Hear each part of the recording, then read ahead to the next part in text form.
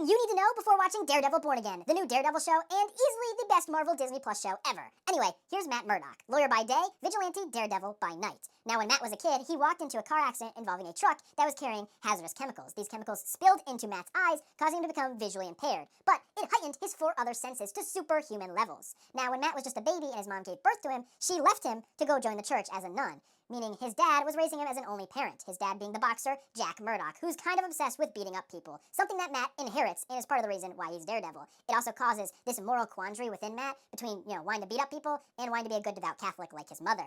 Anyway, Jack was making money by losing fights on purpose for mobsters, but one day he decides he doesn't want to lose fights anymore, so he wins his fight, and the mobsters get mad and kill him for it, causing Matt to become an orphan. And while getting raised in the church, he meets Stick, an old man who is also visually impaired, and helps Matt use his superhuman senses to see the world, but even better than a human would, and he also teaches him martial arts.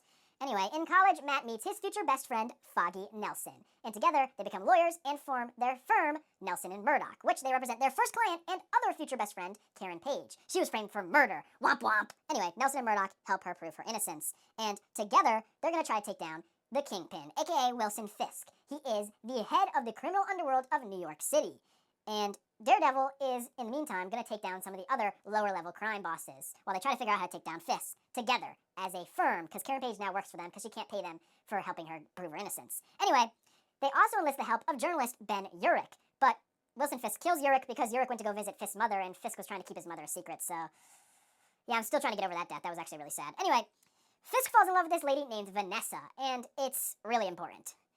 Then, Nelson, Murdock, and Page finally figure out how to use the legal system, and they catch Fisk in the act with the help of a corrupt cop flipping on him, and they send him to jail. That's the end of Season 1. Now Daredevil, Season 2, introduces us to the Punisher, aka Frank Castle, a war veteran who lost his family, and they all died in a carousel when a sting operation to catch a bunch of the gangs of New York went wrong, and his family, unfortunately, were collateral damage. So now, the Punisher hunts down all the mobsters responsible for his family's death.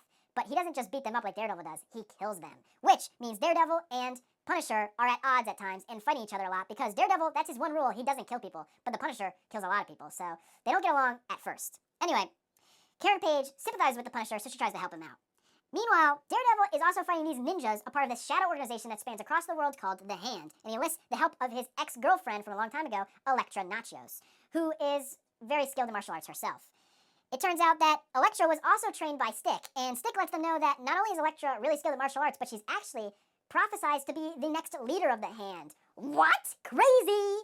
And so she doesn't really want to do that, though. She wants to be a good guy, so her and Daredevil team up to take down the Hand once and for all. And it seems like they did just that, but unfortunately, Elektra dies in the process. Womp womp! That's the end of Season 2, which leads us right into, not Season 3, but the Defenders. The Defenders, it turns out, the Hand wasn't gone after all. They're back, and better than ever, and they resurrected Elektra as a brainwashed assassin for them.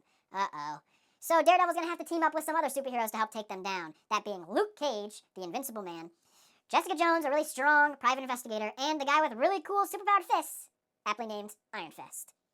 Together, they form the Defenders, and they're going to take down the Hand, who have created this hole in New York City under a building to go mine stuff from dragon bones. Their plan is they're going to blow up the building and collapse it on the Hand to get rid of them once and for all, but Daredevil goes down the hole first to go try to save Elektra, because he's kind of in love with her.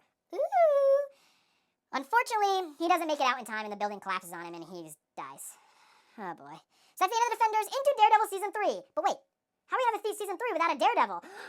Psych! Daredevil survived, and he's getting nursed back to health by none other than his mother in the church. He doesn't know that's his mother yet until about 3/4 into the season. That's a big surprise. Anyway, Wilson Fisk, who's in jail, starts to manipulate the FBI and uses them basically as his own private army to let him out of prison and hunt down all his competition in the criminal underworld. He also manipulates this special agent at the FBI in particular, who is tendency to be psychotic. Benjamin Poindexter, he can throw, shoot, and never miss. And he becomes an assassin for Kingpin called Bullseye. Now, Kingpin, the public, he was in jail. They don't really like him. So in order to change that, he gets Benjamin to dress up in the Daredevil costume and start killing people so that everybody in the public hates Daredevil and loves Fisk.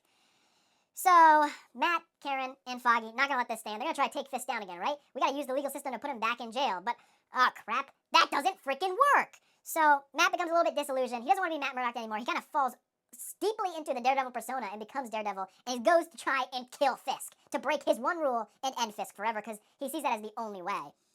Now, Foggy and Karen, luckily, find this one piece of evidence that will put Fisk back in jail. It is a video testimony from this agent named Ray Nadeem. Right before he gets executed by Fisk, he confesses on video everything he did as a corrupt FBI agent and implicates Fisk in the process.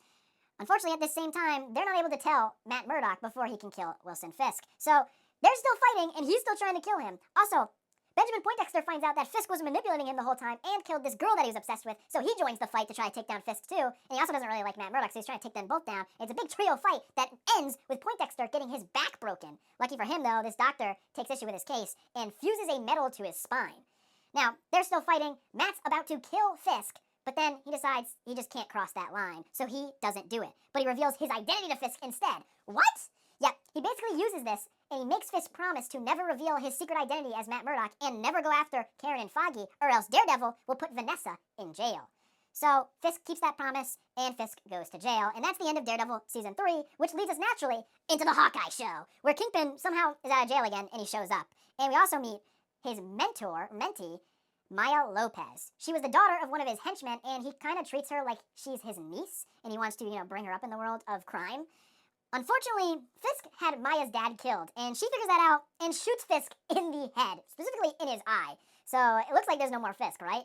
Wrong! That's how we get to the Echo show, Maya's own show where she becomes the anti-hero Echo. Now, the show begins with her when she was still working for Fisk as his mentee in the criminal underworld, and we get a flashback scene of her fighting Daredevil. Cool! Anyway, Fisk is back. Yeah, he somehow survived the shot to the head, and his eye is all healed up. He surprises Maya, and he tries to reconcile, but she wants nothing to do with him and sends him away. So naturally, he goes, I want to become the mayor of New York now. That's the end of the Echo show. And in She-Hulk, we get to see Daredevil once again. It turns out She-Hulk and Daredevil use the same costume designer, so they meet up and, let's just say, spend a couple nights together. Yep. Now you're all caught up for Daredevil Born Again. Enjoy when it comes out on March 4th.